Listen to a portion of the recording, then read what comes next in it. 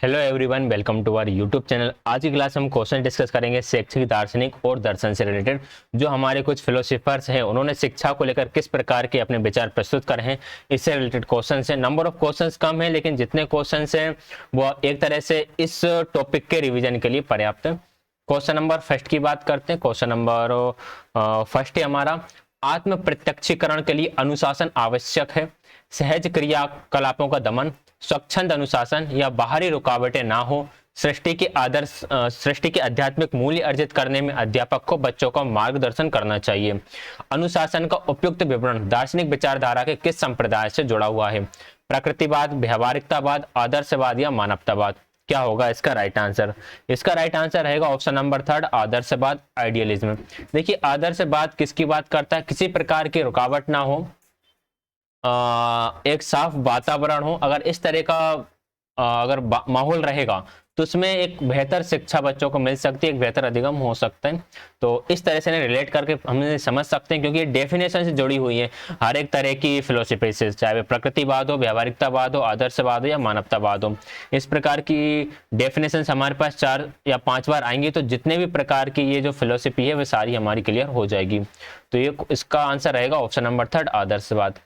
Question number second है, अध्यापन पद्धतियों के संबंध में दार्शनिक विचारधारा के किस संप्रदाय का मत है कि अध्यापन पद्धति को पहली चीजों, सिद्धांतों से हटकर अंतिम चीजों, फलों, परिणामों, तथ्यों पर विचार करना तथा समाविष्ट करना चाहिए।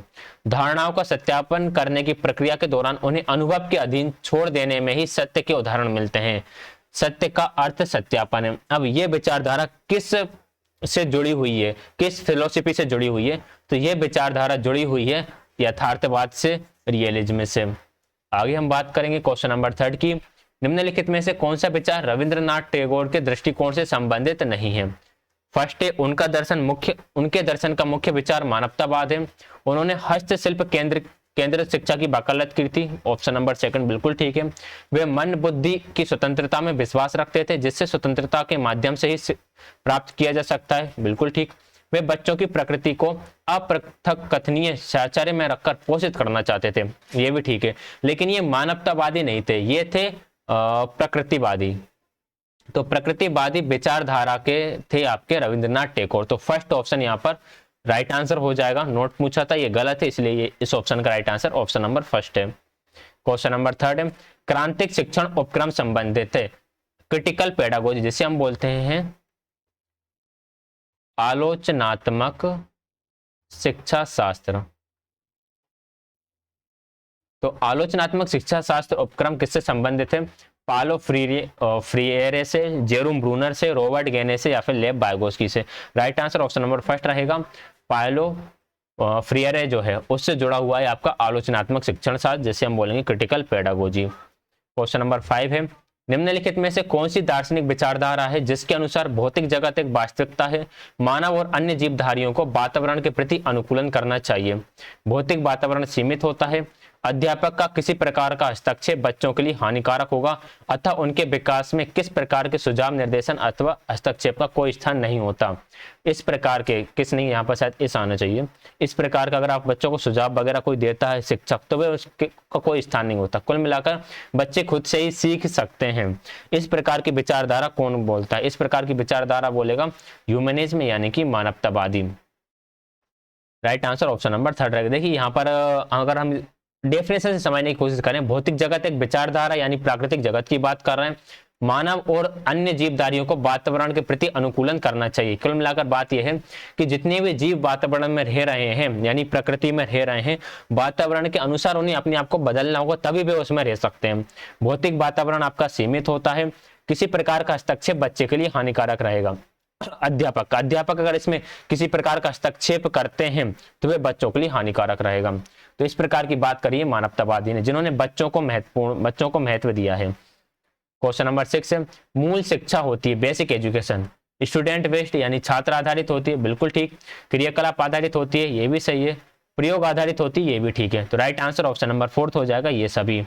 क्वेश्चन नंबर 7 है, जॉन डीवी के अनुसार शिक्षा एक आवश्यकता है। किस प्रकार की आवश्यकता है? व्यक्तिगत, सामाजिक, मनोवैज्ञानिक या फिर सैद्धांतिक? तो ये एक तरह की सोशल नीड है, सामाजिक आवश्यकता है। Right answer option number second हो जाएगा। क्वेश्चन नंबर 8 है, निम्नलिखित में से कौन सी स्थिति प्रयोजनवाद की घोतक होगी? कोई संस्था इतनी पुनीत नहीं हो सकती जिसका विवेचित विश्लेषण अनिवार्य ना हो। यह बात बिल्कुल ठीक है। जो एक व्यक्ति के लिए श्रेय है वह अंतर्निहित रूप से श्रेय होगा। अच्छाई बुराई का विलोम होता है। खेल का उद्देश्य कार्य करने की योग्यता में सुधार लाना है। ये तीनों बात मतलब इतनी ज्यादा प्रैग्मेटिज्म से जुड़ी नहीं है, लेकिन फर्स्ट थोड़ा जुड़ा हुआ है, तो right answer option number first रहने वाला है। हालांकि क्वेश्चन थोड़ा से अलग हटकर है, बट ठीक है। क्वेश्चन नंबर 9 है, गांधी जी की बुनियादी शिक्षा में विद्यालय परिवेश पर सर्वाधिक प्रभाव किसका था? गांधी जी की बुनियादी शिक्षा में सबसे ज्यादा प्रभाव था आदर्शवाद का, आइडियलिज्म का। तो right answer option number second होगा। क्वेश्चन नंबर 10 है, कौन सा शिक्षा दर्शन प्रवर्तित अनुशासन की भर्त्सना करता है और बच्चों की रुचि पर आधारित सामाजिक अनुशासन की हिमायत करता है? ये जो बात करता है ये आपका प्रकृति बात करता है। ये बात कही गई है जॉन डेवी के द्वारा। तो सॉरी, जॉन डेवी नहीं, रविन्द्रनाथ टैगोर ने इस पर बल दिया है। Right answer option number first हो जाएगा। तो ये थे 10 क्वेश्चन। एक क्वेश्चन जो है इसका शायद 8th क्वेश्चन, वो थोड़ा सा समझने में आपको प्रॉब्लम क्रिएट कर सकता है, क्योंकि फिलोसफी में सेंटेंस इस तरह से होते हैं, इस तरह से इसको डिफाइन किया हुआ है, समझना थोड़ा सा मुश्किल होता है। बाकी क्वेश्चन ठीक ठाक है। तो ये थे आज की क्लास के 10 क्वेश्चन। वीडियो को लाइक शेयर, चैनल को सब्सक्राइब कर दीजिएगा। एंड वीडियो देखने के लिए आप सभी का बहुत बहुत धन्यवाद।